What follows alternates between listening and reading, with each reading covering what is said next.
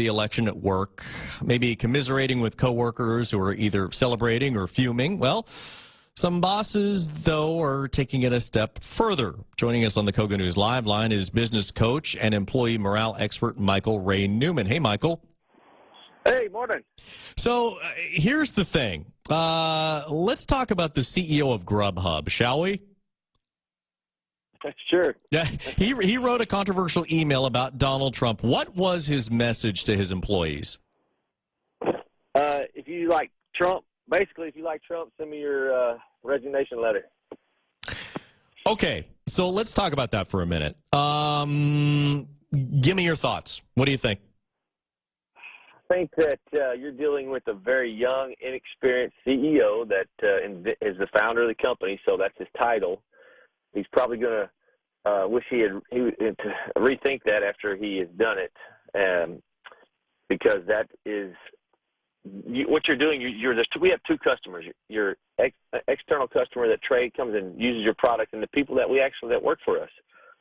And you've really alienated at least half of them by if you look at the numbers of the election, and that's never a good thing. You're messing with the fabric of the culture of your company. So let me ask you this. As the CEO, does he have the right? Does he have the authority? Listen, can he be sued for this, or is this his company? He can do what he wants? Yes, and yes. That's for sure. It's his company, can do what he wants.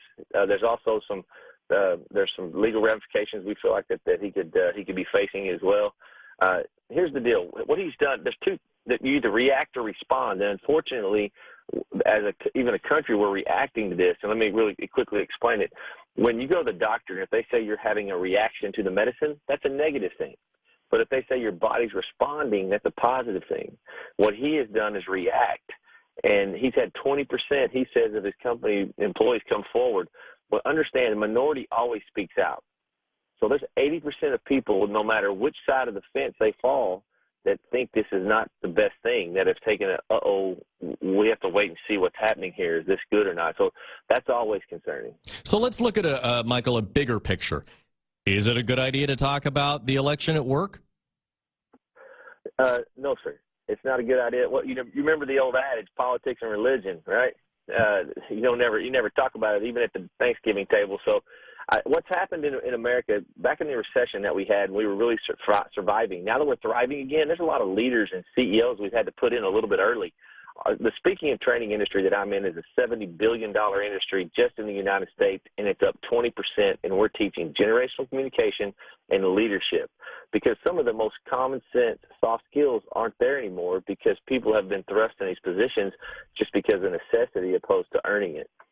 What rules should we follow when it comes to politics at work? Don't talk about it. Redirect. Try to keep your opinions to yourself. Understand this, you're probably not going to change somebody's opinion in a 3-minute. And do you want to be cohesive, or do you want to be right? Do you really want to win, or do you want to be right? And it takes compromise. It takes all kinds. And if you're CEO of a company, get ahead of it. Bring people in and say, here's the deal. Half of us are happy, half of us are not. We don't want to talk about it. Here's what we can't control. We can't control the outside world. We can control what we do inside our family, inside our company, and we can control our culture and us. Let's do the best we can. Take the best foot forward internally, and we'll be all right. All right, Michael, thank you for joining us. That is business coach and employee morale expert Michael Ray Newman.